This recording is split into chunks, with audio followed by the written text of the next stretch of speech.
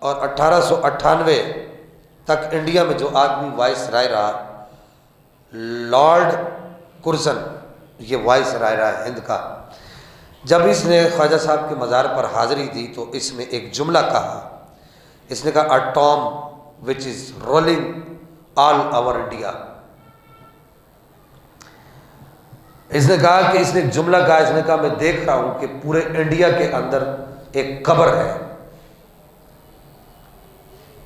اے Tom وچ از rolling, پورے India کے اندر ایک قبر ہے جو پورے انڈیا میں شہنشاہی کرتی ہے، بادشاہی کرتی ہے۔ تو اس نے یوں اشارہ کر کے کہا کہ وہ یہ خواجہ صاحب کا مزار اقدس ہے جو پورے انڈیا کے اندر بادشاہی کرتا ہے۔ تو میں نے کہا مولوی صاحب کو بات سمجھ نہیں آئی، ان ہندوؤں کو سمجھ آ گئی، ان سکھوں کو سمجھ آ گئی، ان مولوی صاحبان کو سمجھ نہیں آتی۔ علم کا ایک بادشاہ، جہاں دیگر بادشاہ آپ کے مزار پر حاضر ہوئے، وہاں علم کے بادشاہ بھی آپ کے مزار پر، تصوف کے بادشاہ بھی سارے حاضر۔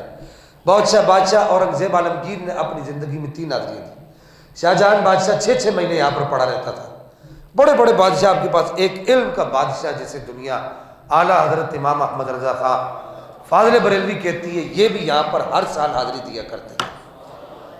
آج خواجہ صاحب کے جو بنے ہوئے سجادے، اور سرور چشتی نام کا کوئی ٹٹو ہے، وہ اپنے آپ کو کہتا ہے میں خواجہ صاحب کا سجادہ ہوں۔ مسئلہ یہ ہے کہ اب خواجہ صاحب کے سجادوں کی تعداد بھی 8000 سے زیادہ تجاوز کر گئی۔ پتھر اٹھاؤ، اجمیر شریف میں جاؤ تو پتھر اٹھاؤ، نیچے سے کون ہے جی؟ میں خواجہ صاحب کا سجادہ ہوں۔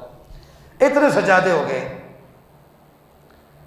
ادھر کوئی علم دین حاصل کرنے کے لیے طالب علم نہیں ملتا، سکھوں سے، ہندوؤں سے، عیسائیوں سے، ملحدین سے بحث کرنے کے لیے کوئی عالم نہیں ملتا، اور سجادے جو ہے وہ تھوک کے حساب سے تیار ہو رہے ہیں، دھڑا دھڑ تیار ہو رہے ہیں۔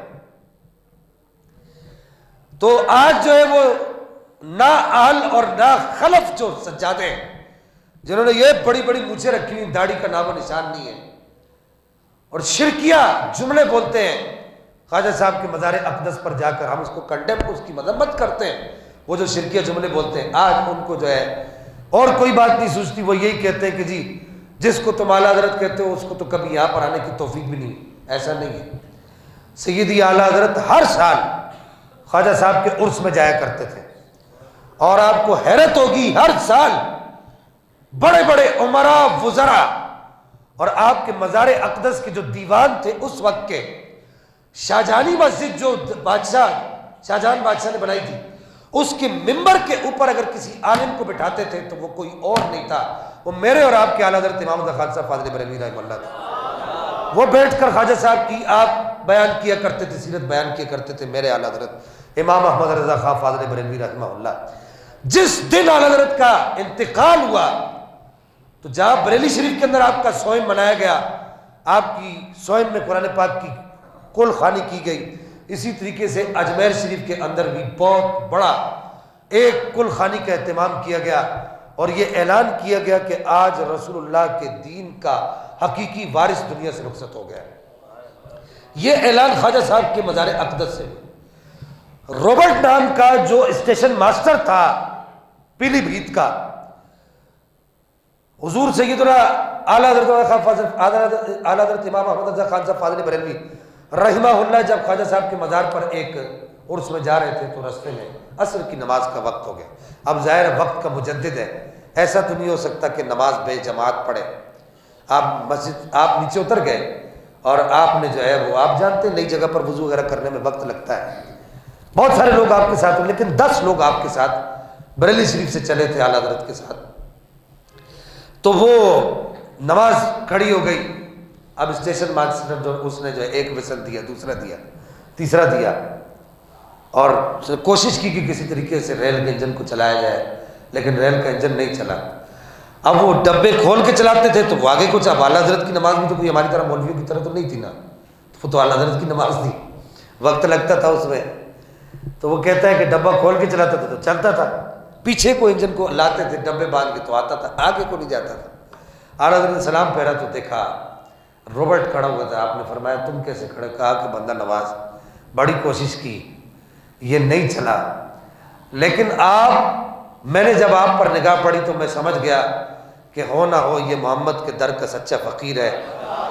جب تک اس کی عبادت مکمل نہیں ہوگی یہ اپنی جگہ سے ہل نہیں سکتا انجن.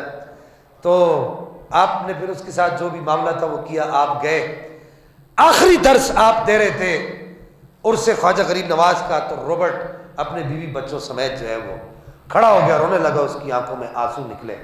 ان سجادوں سے پوچھو اس وقت جو روبرٹ کی نسل آج بھی مسلمان ہے, وہ اس وقت کھڑا ہو کر اعلیٰ حضرت کی بارگاہ میں رویا. اس نے کہا بندہ نواز اعلیٰ حضرت نے پوچھا تم یہاں کیا کرنے آئے ہو؟ کہا میرا یہاں پر کوئی کام نہیں ہے, لیکن جب سے آپ کا جلوہ زیبا دیکھا ہے راتوں کو نیند نہیں آتی, خواب آتی ہے تو نیند آتی ہے تو خواب میں آپ تشریف لاتے ہیں اور آپ فرماتے ہیں نبی کا کلمہ کیوں نہیں پڑھ لیتا. یار سمجھو بات کو یار. آج میں کہتا ہوں ان سجادہ نشینوں کو اور ان خانقاہوں کے پیروں کو اعلیٰ حضرت کا زیادہ شکر گزار ہونا چاہیے کہ احمد رضا جب خواجہ کی خواجگی پر حملہ ہوا, خواجہ کے سلطان الہند ہونے پر حملہ ہوا, خواجہ کے معین الدین ہونے پر حملہ ہوا, اور خواجہ کے خواجہ ہونے پر حملہ ہوا, اور غوث پاک کی غوثیت کبریٰ پر حملہ ہوا, اور سید بہاؤالدین نقشبندی کی شہنشاہیت پر حملہ ہوا, اور سید شہاب الدین سہروردی کے جو ہے وہ شہنشاہ طریقت ہونے پر حملہ ہوا. اس وقت 14ویں صدی کے اندر جو سینہ سپر ہو کر سارے حملوں کا مقابلہ کرنے والا آدمی تھا, اس کا نام اور کچھ نہیں تھا, وہ احمد رضا خان فاضل بریلوی تھا. اور میں نے کہا بے وفا, اور میں نے کہا جفاکار سجادہ نشینوں, تمہیں شرم نہیں آتی؟ تم اتنے احسان فراموش ہو گئے ہو کہ آج تمہیں اعلیٰ حضرت کا نام بھاتا نہیں ہے. یہ اعلیٰ حضرت ہی ہے کہ جن کے فتووں کی وجہ سے آج لوگ تمہارے ہاتھ چومتے ہیں. یہ اعلیٰ حضرت ہی کا فتویٰ ہے کہ سید کی تعظیم کرنا فرض ہے اور سید کی توہین کرنا حرام ہے. یہ سیدی اعلیٰ حضرت کا فتویٰ ہے. فتح رضیہ جلد 22 صفحہ نمبر 420 پر آپ کا یہ فتویٰ موجود ہے. میں نے کہا تمہیں اتنی شرم نہیں آتی؟ تمہاری عزتوں کا رکھوالا, تمہاری ناموس کا رکھوالا, تمہاری خانقاہوں کا رکھوالا اور تمہاری گدیوں کا رکھوالا اگر اس وقت کوئی تھا تو اس کو دنیا احمد رضا خان فاضل بریلوی کہتی تھی.